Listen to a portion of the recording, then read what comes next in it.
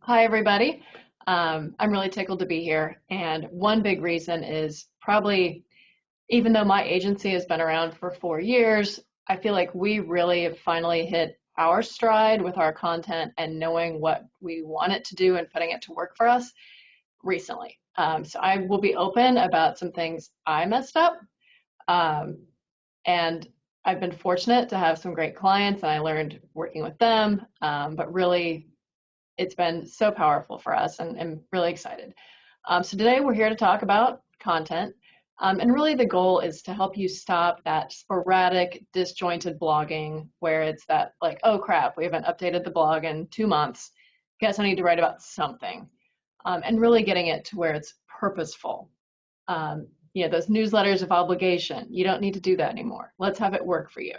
Let's talk about some principles behind a strategic content effort to accelerate your sales. Now, Brendan, I remember when the pandemic started, there was kind of that adage that it took about 6 to 9 touches with a prospect to convert them.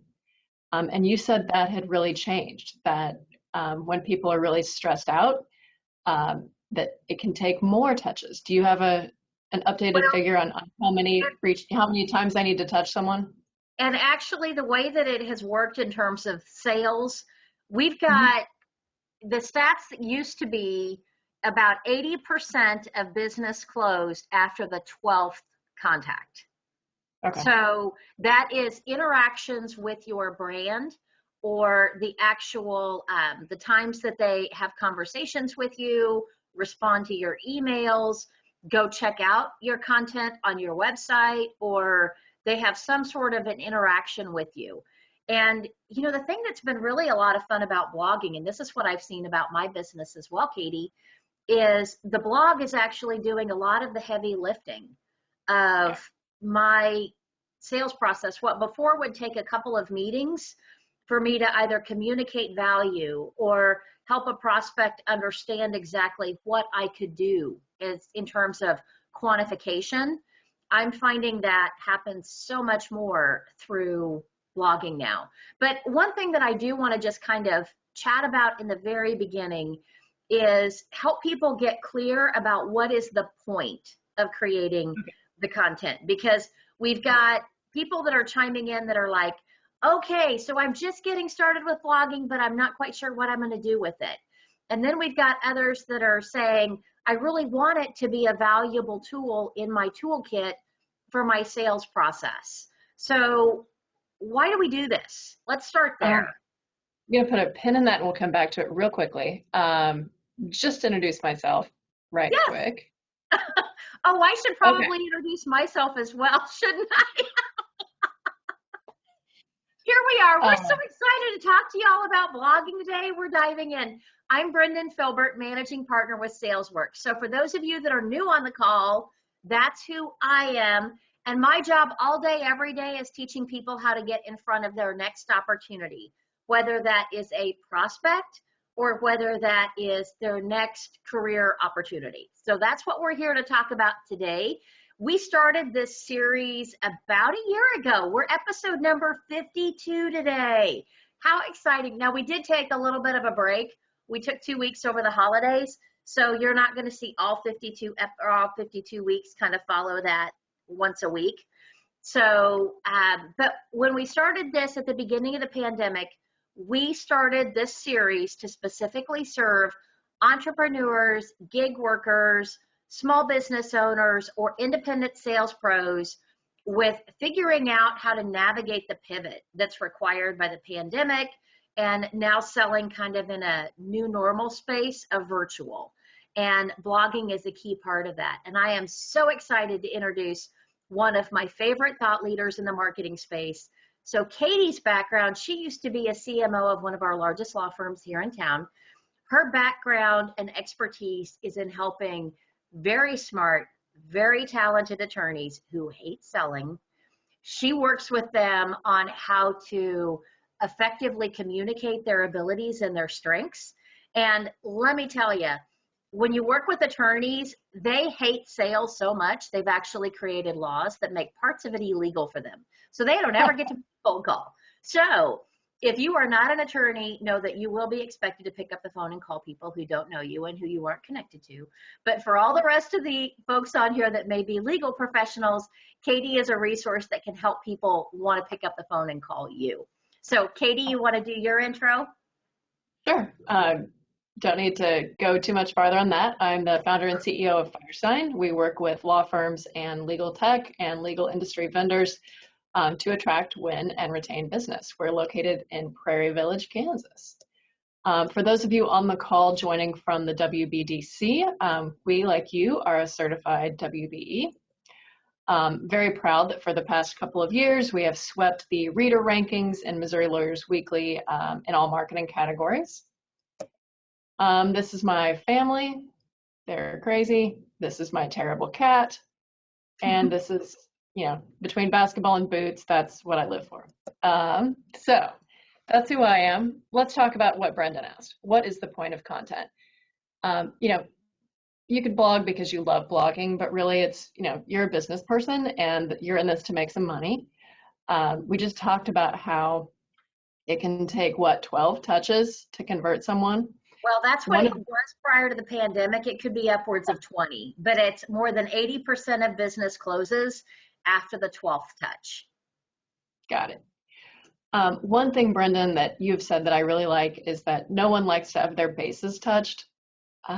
Maybe you get with someone and you get a proposal or a quote, and then you don't really know how to keep following up. And you don't want to send that, "Hey, Brendan, just checking in," email. Yeah. Don't do that. My rule for your inbox is that every email, every meaningful communication should be an introduction to someone that they would want to meet, an invitation to do something cool, or an insight. So this is where blogging comes in. It's that insight that keeps you in communication with people, moves them along the sales cycle. But first, kind of what do we even mean by content? Content is information that you create to share your expertise. It's also information that you control. That's important. The layout, text, and distribution. There's certainly a place for earned media. That's another presentation. But content is so great because you are in absolute control of the message, the whole 9 yards.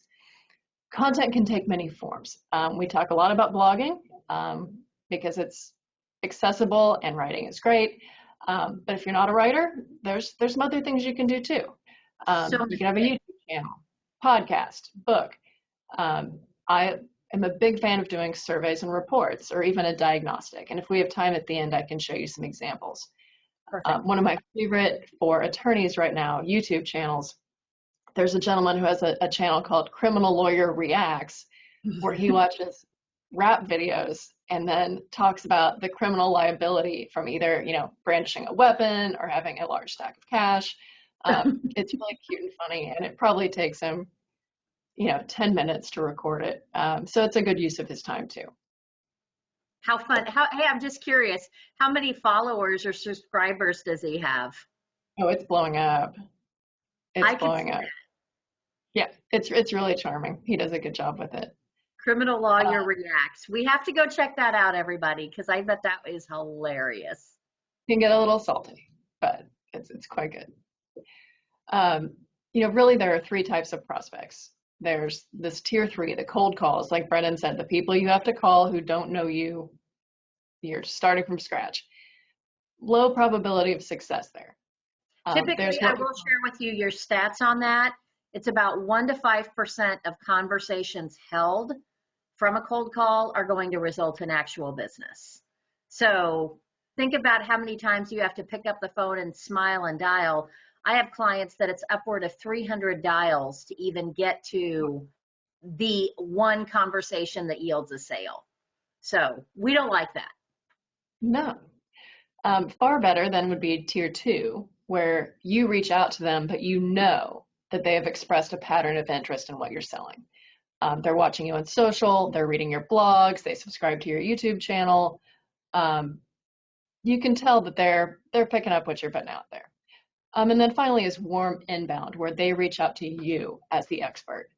And the whole point of content is to drive it so your marketing is focusing on tier 2 and tier 1, where you have a whole lot more chance of success. and to liberate you from those 1 to 5% chances of closing. Fantastic. All right. So that sounds great.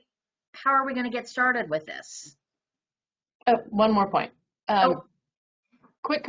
Doing content makes you better at your job because it keeps you up to date. It keeps you researching. It keeps you thinking about your craft, and it makes you just a better professional.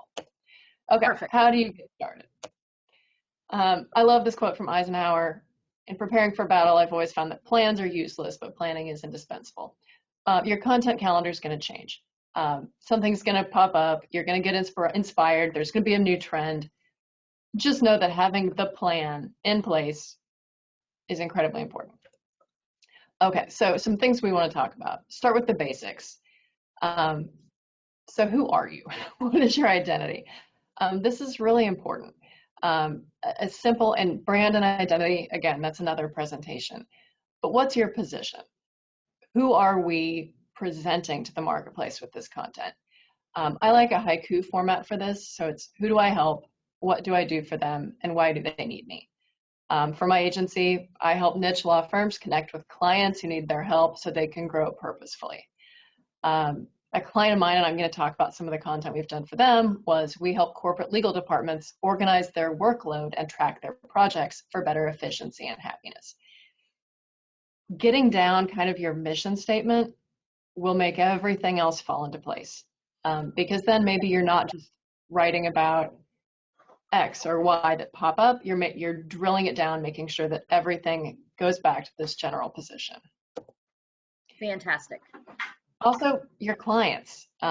It's important you know how they like to consume content. If you are, for example, in the construction industry, people aren't at a desk all day. Maybe blogging, maybe email marketing is not the best way to reach them. Maybe something like short videos. Think about how people are in their workday, what access they have to information.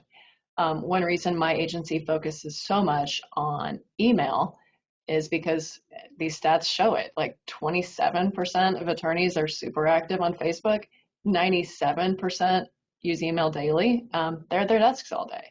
Yep. So you want to hit them where they live. You need to have it be something that you don't hate to do. So if you really hate doing video, public speaking, don't feel pressured to have a podcast. Writing is better. If you don't feel confident in your writing, you have other options.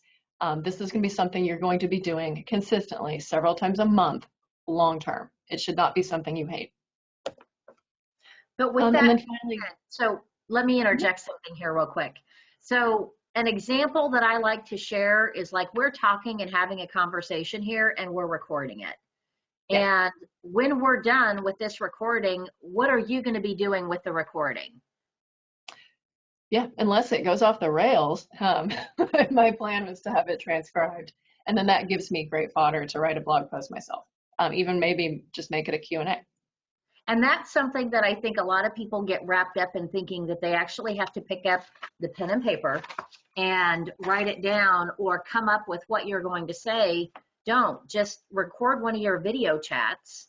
There's so many different things you can do that kind of help you with the capturing. So you don't have to make it really hard. Absolutely. But we got to know what to blog about. And I know you're going there. Finally, look for what I'd call the white space in your niche. What are your competitors doing? And where might there be space to hit people in a different medium? If all of your competitors have a podcast, maybe it's blogging. It may be the opposite. But it's good to kind of understand the terrain, understand what kind of similar emails may be hitting people's inboxes so that you could do something a little bit different, whether that's different timing, different tone, different perspective. Fantastic. And then commit to a channel. Again, this should be a nice Venn diagram of where your clients and prospects are, where your competitors are not, and where you can happily spend your time. For now, just do one channel. I love this quote from Ron Swanson, never half-ass two things, whole-ass one thing. So let's go both cheeks in. Absolutely. All right, Miss Brendan. Okay, so you've given us some really good information here for getting started. What what's something that we can kind of wrap our heads around Yeah. so that we know what this actually is going to look like? Yeah, and I can give you a great example here. I have 5 rules for effective content. The very first one, the most important one, is help, don't sell. This isn't about you.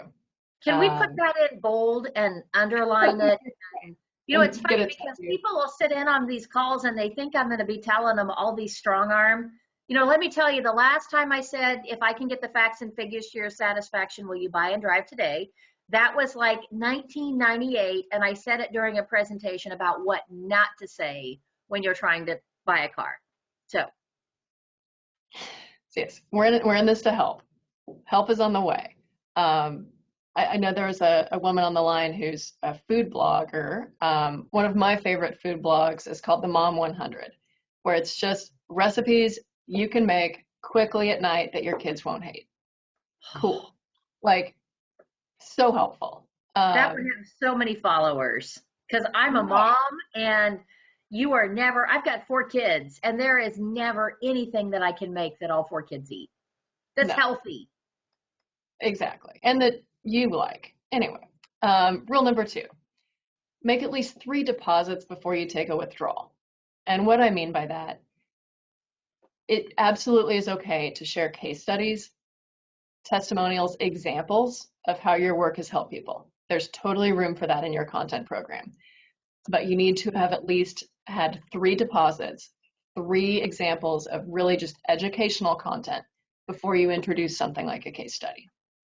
Even though the case study is helpful, even though it shows them how they could accomplish this result, it's self-serving. So you need at least 3 deposits before you take that withdrawal. Rule number 3, snacks are free, entrees are not. Snacks, short content on your website, you don't need a gate. You don't need a password to access it. They don't need to give up their email. It's there for God and country. Entrees are not. And what I mean by that is maybe it's, and I'll give you an example in just a moment. But think about little value added pieces of content you can add to further the conversation. Maybe that's an ebook. Maybe it's a worksheet, a checklist, kind of a little content extra that motivates them to give you their email and to start a conversation with you. 4, consistency is key. And 5, reuse and recycle. So Can we go back what to is this? let's go back to 4 real quick before we go to 5 because I want to really enforce this. I mean, and maybe the word's not enforce. I want to help people recognize that there's something about continuing to show up, that if you think you're going to do something once a quarter and that's going to be your consistency, it's not enough to even really be worth the effort. And it's almost like that once a month isn't enough either. What's your kind of recommended consistency? Kind of best practice is 2 to 4 a month. But I will say it's great to have a system where you can be watching your readership metrics because then you can adjust based on your readership. And actually, I'll go ahead and show you. This is a sample campaign that we did. This is a real campaign. This is for our client that makes project management software for corporate legal departments. So one thing that is a really cool feature of their software is that it can make really cool reports based on your activity for the month, the quarter, the week, etc. We did an educational campaign about how to put reports together based on who you're presenting to. So is it to, I'm an in-house lawyer, I'm giving this report to HR or to my boss, the CEO, or to my peers in the department. And it was what do these people need to know? What are the best ways to present information? How often should they get the report? Legal Reporting 101. Okay. And then our goodie was kind of an ebook about legal reporting that gave some sample reports, walked them through the process, etc. You'll see here, in terms of helping, not selling, this is all educational content. 2, we made 4 deposits before we gave our withdrawal of the case study. We had some free snacks with an entree. We had consistency of, right on about the 18th of the month. And that's because based on our readership statistics, we saw that if we gave more than one or two a month, we had more unsubscribes. Okay. Which that I will tell you from my experience has not always been a bad thing, at least with my audience. But I'm approaching my business a little bit differently in that I am a coach and I sell workshops and I sell training. And I have a lot of people that come to me wanting the free snacks, but they're not necessarily willing to take that commitment step to move into the entree or even sitting down and taking the menu and ordering off the menu. So so it's a case of I almost found that the unsubscribes were kind of a good thing because it narrowed out and got rid of a lot of the people that were just there for the free snacks that weren't actually good prospects. Like Costco, the people who keep taking the samples. Yeah. So that was kind of my philosophy. So I guess I'm kind of offering a little bit of a different perspective of it's not always a bad thing to have unsubscribes from your emails, but do pay attention to who unsubscribes are. And something important, and even I struggle with this, is like they're not rejecting you as a person, and they're not saying that they don't like you, and they're not saying your content is bad. It could be they get too many emails, they've had a bad day. It's not about you. You're still great. Your content is great. Keep it going. And you can still be friends even if people unsubscribe. For sure. Yep, absolutely. But also talking about reusing and recycling. So this was our campaign about legal department reporting. Because we had all of the research put together in great outlines, it became a webinar. And then it became something that the employees could share on their LinkedIn profiles. So you used it. The thing that you can also do that's really fun with PowerPoints also is if you would give a presentation that's a webinar, it's super easy to turn it into an ebook by just adding the notes section in there with your comments or any additional resource information that you would want to put in. And then LinkedIn was really good for a long time about really promoting slide shares.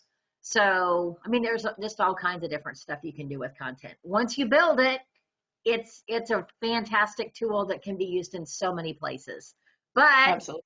We've got to make sure that we're actually creating content that is valuable.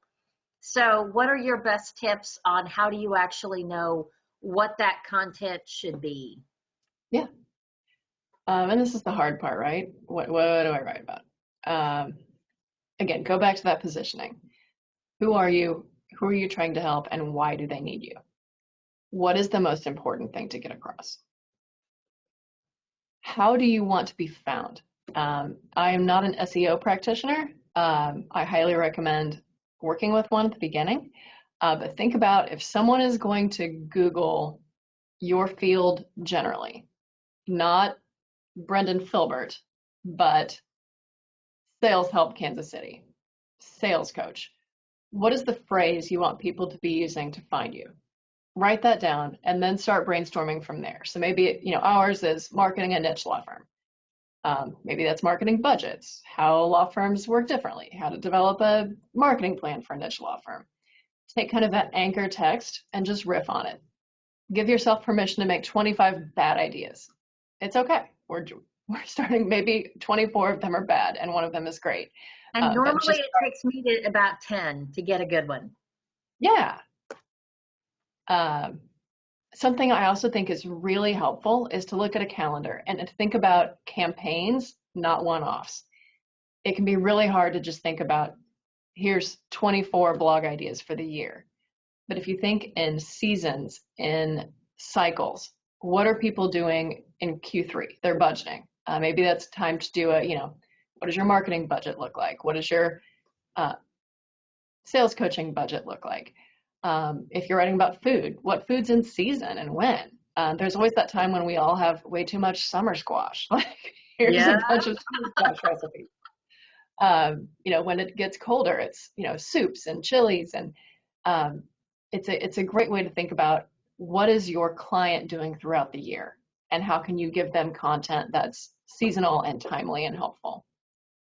And then the other thing that I also like for you to think about, and this goes to the campaign part, is if you think about there is a theme. For instance, our theme this month has been all about blogging and content. Last month, the theme that we followed was all about LinkedIn. The month before that, it was all about goal setting and planning.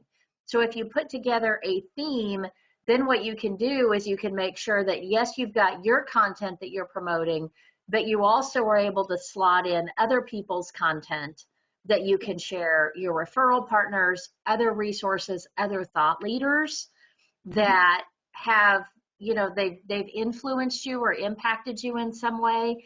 And the more you can do that and comment and tag and pull them into the conversation, or other people that are following them, so much the better. So, I mean, it's a case of, it truly is an effort. So if you do one blog, you're probably going to end up with 3 or 5 or 6 different things in one week that you can talk about. That's not read my blog, read my blog, read my blog. Me. It's Exactly. not about you. Really, it's not. Thinking about series too, it's a nice way to carve up big topics. Your blogs, 600 to 1,000 words is a good length. And some topics are really meaty, and to just start into them as 600 words, it's a nice way to carve it up. Part 1, part 2, part 3. Also, I think, as humans, we're kind of conditioned like, oh, it's part 1. Like, what's next? It's kind of, it draws And then you you in. actually have to go back. Like if you come in at the tail end and you're on part 3, then, well, I liked part 3. Now I have to go back and check out part 2 and part 1. And every single time they click through and go look at something, it's another interaction.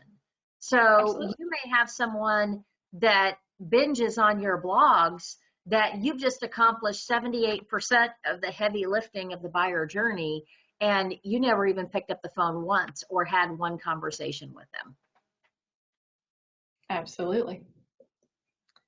I always think it's neat too. People like to see what's the contrary view. Oh, yeah. What's a trend that everyone's following that you think is dumb? Whereas in your industry, where's the conventional wisdom wrong? What not to do? We did a fun one on why lawyers should not podcast. I Um, bet it's that could be all good kinds of fun. to that stuff gets eyeballs, and it's interesting, and it shows that you can think differently. That is Um, really true. if you find that you are short on data, you're short on statistics, you're short on research in your industry, another really cool use of content is to create it. Start a survey, send it out to 100 people, and then you get a report. You are a thought leader. You own these statistics. And this can drive content for a year. With Zakia, our software client, they had a really brilliant idea and did what's called the legal operations health check, where it was 100 aspects of a healthy legal department. People could take this survey, then they got a report with the areas where they needed help, so recommended priorities. But then we got all of this really juicy data that we could use to slice and dice and make blog posts throughout the year. So for example, do you have a technology roadmap here? Like a lot of people did not. So we can have a series then on technology roadmaps, driving home, we heard from you that you don't have this. Here's how we can help. How often should I do it? We talked about that a little bit. Some general best practice KPIs, and I haven't read, these are aspirational, these are general. You need to watch and listen your clientele. But you want about 3,500 words of new content on your website because Google rewards something called the freshness factor. You want 3 new pages on your website. Ideally 2,000 visitors to your website. Ideally a list of 3,000 email subscribers. That's not going to happen overnight. So Nope. give yourself a break there. Just work for incremental progress. And then, that 2 to 4 emails per month with an open rate of 20% and click-through of 3%. So let me go back here. So I want to talk to you just for a few minutes about KPIs. So KPIs, key performance indicators. What is super important with any marketing effort that you do is that at the very beginning, you start with what your goals or objectives are. So what Katie is sharing are industry guidelines around legal professions and what their typical rates look like. Depending on what email service provider you are using, like I'm using MailChimp, and MailChimp tells me the industry stats for other training and consulting companies. So look at your data, and the thing is the stats that Katie's showing here are pretty similar. There's just a few nuances that are a little bit different between the legal profession and training and consulting. So, and it's those little nuances that can kind of get a little discouraging. And like if you look at that number at the very bottom, 3% of a 3,000 list, a list of 3,000 doesn't seem like very many people. But what you have to think about is the open rate and engagement rate, 20%, that is, 600 people that you are top of mind with every time you send something out. So there is a reason why you really want to build this. And if you're starting it and your list is your LinkedIn network, which by the way, don't just take your contacts from LinkedIn and stick them into your email service provider and randomly start sending emails. So that's not a good way to get started. You'll notice that when she talked about getting started, she didn't suggest that. But you want to start with a list of active and engaged people, and then you grow the list with active and engaged people. That's super important. So, but don't be discouraged if you're starting out with a list of 50. It's okay. No. If you have a list of 50 and you're adding 3 or 5 people every month, you're adding. Like the only thing you have to do is grow the list. And one way that it was put to me that really kind of helped the perspective is, okay, think about if you had 50 people over for dinner, that would be a lot of people. So that's the thing that you kind of have to think about is just the numbers, they grow, but start with the building the foundation and doing quality content, and it'll grow the right direction. Absolutely. So, the big question, how do we get started? And we will not get too much into the technical weeds, but some good starting points. If you're thinking about email, I love that you brought up MailChimp, Brendan. That's how we started. There is a free solution, but for $10 a month, you get templates, so you don't even have to hire a designer. You can pick a pretty template, bloop, bloop, bloop, and that houses up to 50,000 contacts. And you do want to use the email service provider for so many different reasons, and you do want to do the paid version. So I'll tell you that on the free version, the functionality, everything is so clunky and cumbersome, and it doesn't give you the insight and the analytics. And I mean, I'm at the like $60 or $70 a month version of MailChimp based on the number of subscribers, the number of emails and everything that I'm sending out. And it is well worth the money to have the insights and be able to know if I'm going where my market wants me to go. Absolutely. If you're thinking about a podcast, Anchor is a great solution. Free hosting and free distribution. It's produced by Spotify. And then for video, YouTube, you can make a YouTube channel in about half an hour. It's free, and it makes Google really happy because Google owns YouTube. So a YouTube channel is a great way to boost that SEO too. And the thing is what I have found is that like doing these webinars, at some point, I hope to end up with thousands and thousands of followers. For now, it is priceless for me in terms of library of content and the ability that I have to form relationships with a lot of folks on the call. They're either my clients, they're my prospects, or my referral relationships.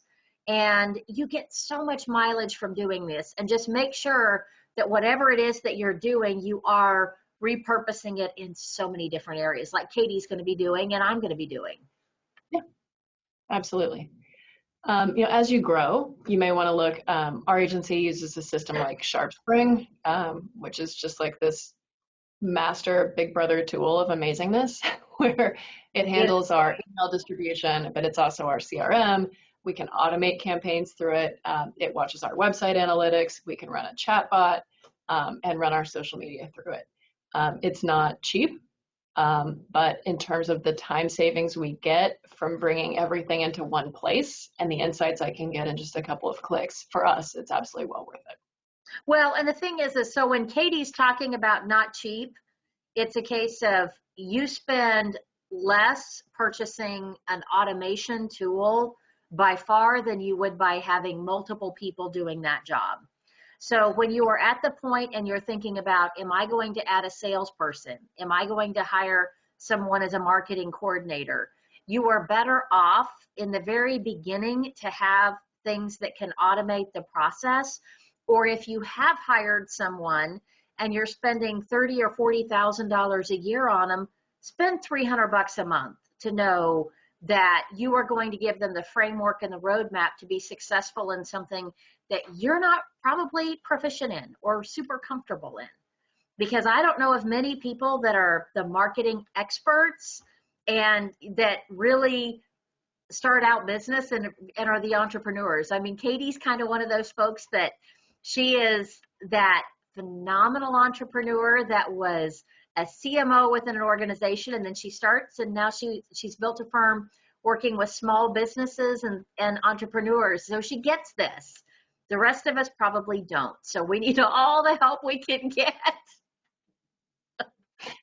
Thanks, Brendan. But it's also, what is your time worth?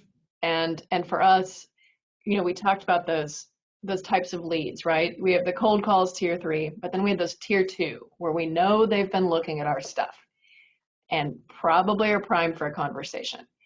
For our agency, SharpSpring, we have a tool called lead scoring where it ties together what are they watching on emails, are they visiting our website, are they interacting with social, and gives everyone a point value. And so we just have a rule: when someone has accumulated 50 points, we pick up the phone. And it feels a little stalker at first, but when you say, hey, Brendan, we saw that, our series on budgeting really caught your eye. Did you have a question on budgeting? Is there something we can do to help you there? Again, you're being helpful. You've noticed that they have a need. You've noticed they have an interest. And it's a heck of a lot easier reaching out to those people that have been checking you out consistently than to just smile and dial. Well, and the thing is that feels a little bit big brotherish of we've been stalking you online. Then another way that I like to pick up and engage with them, and within email, within MailChimp, you have readers that are rated at 4 stars and 5 stars. So yep. My 4 and 5 star readers are going to hear from me via social media. I'm going to send them messages. I'm going to send them articles or blog posts or additional content to engage. I'm going to invite them to special things like the webinar we're doing today on blogging. If this is a topic that they have interest in, they're going to get a special invite that says, hey, you want to come check this out? And it's even available in MailChimp. So it's totally doable. The big point that I really want to emphasize here is if you're going to do it, you need to tie it to one for more. You've got to make sure that it is actionable from the sales side as well. So when they get to a certain level of interest, Katie talked about, you pick up the phone and you call. You don't wait for them to call you. Reach out and say, we were sharing articles this last week and I thought this one might be a good topic for you just based on our conversations that we had back in the fall. I'm just curious, how is this affecting you right now? And open the door in that way. So whatever it is, just make sure that you are picking up the phone and you are calling and engaging with them once they've started opening and clicking through and engaging with your content. Okay, what about robots? We've talked a lot about, writing for humans. It's also important to write for the robots. And again, I'm not an SEO person, but I would highly recommend an SEO audit at the beginning of your content planning because they'll give you a lot of insights about how people are searching for you, how people find your site, and whether you want to ramp that up or change it. This is a screenshot. This is just an example, but if you now Google legal department strategy, we have written about it so much that my client Zakia has the second post on Google, which is great for us. We've talked about this a little bit, but how can you tie it back to sales? Always include a call to action with contact information. Always. Second, just like we talked about, mind your readership. Who are those tier 2 leads? Who are those warm leads who are checking you out? Reach out after a sustained pattern of interest. 3, use your content to start conversations. If you have a podcast, and I'll show you a great example of this, ask people to be a guest. Or, hey, we're getting ready to write about budgeting. What would you like to know? It's a lot easier to reach out to someone to ask them their perspective as an expert. That's flattering than it is to say, can I tell you about my service offerings? So use your content as an excuse to engage people. And then finally, when you do get hired, make sure that you have a good handle on your content ROI by asking, how did you hear about us? What led you to reach out to us today? Because if it is your content you want to know, you want to do more of that. Absolutely. This is a great example of a mutual friend of ours, Chris Batts. He does law firm recruiting. So he's a headhunter for law firms. And he started a podcast called the Law Firm Leadership Podcast. And it gives him the chance to, once a month, interview a managing partner of a law firm or another legal industry leader. Have a great conversation. They're getting free publicity. They're spending an hour with Chris. This is great marketing. I mean, this is also sales. He's initiating very warm conversations.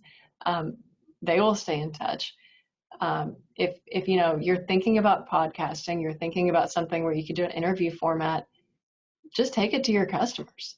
A great inspiration for this is that podcast on NPR, How I Built This, where they interview people who built companies. Do the How I Built This for your industry. Interview people who you'd love to work with eventually. How'd they get it done? People may, not everyone's going to say yes. Not everyone wants to be on that podcast. They'll be flattered to be asked. It does a lot for you. And podcasts are sometimes even a little bit easier to do than trying to do blogs or webinars or things like that. So it's very doable. Ooh, inspiration. I love that. Let's hope that this works. You can still see my screen? Yep. Well, yes, we see parts of it. Okay, there it is. That's what she said. Okay, this is one of my favorite law blogs. This is from a law firm, Ford and Harrison, that is an employment law firm. And instead of just having another like HR do's and don'ts, blah, blah, blah blog, they had a blog called That's What She Said, where they recapped every episode of The Office from an employment law perspective. Right. Very clever. It took a group of people because you had to do it every week, but again, consistency, people knew what to expect. Very, very clever. Short summaries of, here we have Dunder Mifflin not being up to snuff with their ADA regulations. Maybe, Stanley was insubordination. And then you can link to information on best practices. Incredibly clever. Oh my goodness. This was our criminal lawyer that we talked about earlier, Criminal Lawyer Reacts. And I will not play this one now, but, he's had 64,000 views from something he posted Wednesday. He's doing all right. I'm going to skip this one for now. This is a little drier. That's a terrible pun and unintentional, but Alcohol Law Advisors. This is a law firm that wanted to kind of hang their shingle as they're the go-tos for alcohol law. This is an example of a blog where you could create just a Google News alert. So you get an email every time, state legislature liquor law. And they get a notification and they write a summary. So it becomes this clearinghouse of information about the industry. Again, it's not That's What She Said, but I think it's really well done. And it's also probably very dependent on their audience. Correct. So Correct. That's the thing is you also have to, The Office and Criminal Law Reacts looking at rap music, that's going to be targeted more to individual consumers than business or corporate. So just be mindful. This was actually written for HR managers. Really? Well, that could be a lot of fun. Yeah. Kind of a nice demonstration that not every law blog has to be super dry. This is a gentleman who writes for my agency, or my industry, which is PR agencies. And this is just one of the most helpful pieces of content I've ever seen. 8 gauges on your financial dashboard. And the number of times I've looked at this, it's ridiculous. But just walking you through, here are the financial metrics that say whether you're healthy or not. Incredibly helpful. I mentioned that you can do a diagnostic, which is a different twist on content. But if there is a formula that you know, or a metric, or something quantitative that you can illustrate, chart it out on your website. Here we have, what is your performance potential? How much revenue could your agency be earning? You enter your FTE count, work weeks, your weighted average blended rate, and then again, because it's an entree, it's not a snack, put in your information, submit, you get an email with the calculation for your industry. And then now I'm on his email list forever. Well, and one thing you talked about surveys before. So and hopefully she's paying attention. One of my clients is on the call that she did a survey using a software. Kathy, can you either unmute or chat in and let me know what survey software you used? I just unmuted you. So if you're still there and you haven't fallen asleep, there you are. Yes, no, I'm here. It's called Survey Methods. Survey Methods? Yes. And with that, so can you share a little bit about your firm fitness assessment and what you created? It is very cool. Sure. What it is a 100% virtual tool. It's a survey. And instead of going into organizations and doing in-place interviews, it's kind of a simplified standard interview where the first half of it looks across 15 business areas such as sales, marketing, but also areas like business process improvement. And it gauges the fitness of that organization across those 15 business areas. And then the second half of it, what it does is it kind of pinpoints what are the most important areas to improve. And you can slice and dice the data by 4 different functional levels, from C-suite down to individual contributor, and then across 12 business functional areas. That is so cool. Yeah. It is very cool. And what Kathy does is she does process improvement. She works with organizations on lean and digital transformation. So very big topics that sometimes are a little bit hard to wrap your head around. She has created some amazing entrees to serve that audience. So I recommend it. Yeah, what I heard was it surveys 15 business areas. To me, that's 15 blog posts. Well, she's got a lot more than that out of it. Yes, I have. So thank you, Kathy. And then there's a couple of other tools that I'd love to also make sure that we have just a little bit of time to share. But I did want to seek more ideas for inspiration because you're giving us some great stuff, Katie. This is our client, Zakia. They do the project management software for in-house law firms. We've had the content program going about 3.5 years, and they have a brilliant CEO who has a ton of insight. So it's really just translating what she has to offer. But here, we ended up with so much content. We created a content library on their website with white papers, ebooks, webinars, templates, and worksheets, etc. But that took 3 years to build. And this may be my very favorite piece of content marketing ever. And I'll play about a minute of it. But when you watch it, why this works, it's called Don't Eat Your Weed, but it's helpful. It's here to help you. It's memorable. It's approachable. It talks about some criminal law aspects in very everyday business terms, so it's not throwing out jargon. It has personality, and it has contact information, Brendan. Awesome. Hi, I'm Will Epstein. I'm Chris Harris. You know, kids, if you're in possession of less than 2 ounces of marijuana in the state of Texas, that is a Class B misdemeanor. Unless you make the really stupid decision to try to either alter, destroy, or conceal your weed while you're standing next to a police officer. Don't do that. Then it becomes the 3rd-degree felony of tampering with evidence. You wrote a song to help you remember this. Don't eat your weed. Looking down the road, driving pretty slow, 'cause you got some marijuana on you. You really love pot, It's not a whole lot, just an ounce or maybe two of old. Flashing in the rear view, pull on to the shoulder.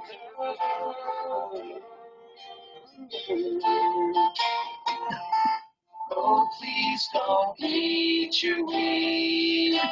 It's only a class B misdemeanor. It's my favorite thing. Oh my goodness, that is hilarious. Okay, so Oh my goodness, that was, I have to tell you, always. that was pretty funny. So we've gotten some great ideas. All right, so we have covered so much ground. Katie, if there's anyone on the call that has further questions, interest, I mean, do you have a newsletter? Do you have something that they could follow you? Absolutely, we'd love that. You can sign up on our website. It's firesignmarketing.com. And we send every other Wednesday is our frequency. And we send insights about niche law firms and legal service providers. There's just some really awesome stuff that you've shared here today. So I will be sharing this recording. Hopefully, if I don't have technical issues, I had issues with last week's recording. So that's the reason why it didn't get mailed out to everybody who is expecting to see it on Monday. Hopefully we'll get that one re-recorded, and hopefully I won't have any snags with this one, with getting it out to everybody that registered for this webinar. And then also, if this is your first time with us today, if you are just joining us, then what I want to let you know is that we will be adding you to our invitation list, and you'll be receiving a weekly prospecting tip from me, as well as a summary of what our next topic is going to be. Coming up next month, I am going to be diving into how to close more business within the month of April. So if you want to close business and within a 30-day time period, I'm going to be focusing on, so think about it like a virtual sales meeting. If you want someone to give you insights and help you get organized with your prospecting effort, you're going to want to hop in on that. And I will make sure that when I send out this recording, I send out the link so that you can register for Katie's newsletter, so that you can, not newsletter, is it a newsletter? What do you call that? Your email every 2 weeks? Sure, our content, I don't know. It's all a new thing. We'll just call it we'll call it content, because it's not like, it's very actionable. There's some great insight, just like she shared with us today. And then I also encourage you to follow her on LinkedIn. And if you are in the legal space, then she is definitely a resource that you want to engage with and have conversations about what she may be able to do in helping your firm reach your ideal audience. Okay, so I'm going to wrap us up and just remind everyone, we appreciate you sitting on the call today. We do want to make sure that you take action. So Katie has given you some actionable intelligence about this is how you get started. And I hope to see baby steps. So don't look at this and think that you have to build a 3.5-year library of content in a month, but just get started. So I want to leave you with that encouragement today and say thank you again for your time. And remember, to get what you want, you must help others get what they want. Have a great day, and we wish you good selling.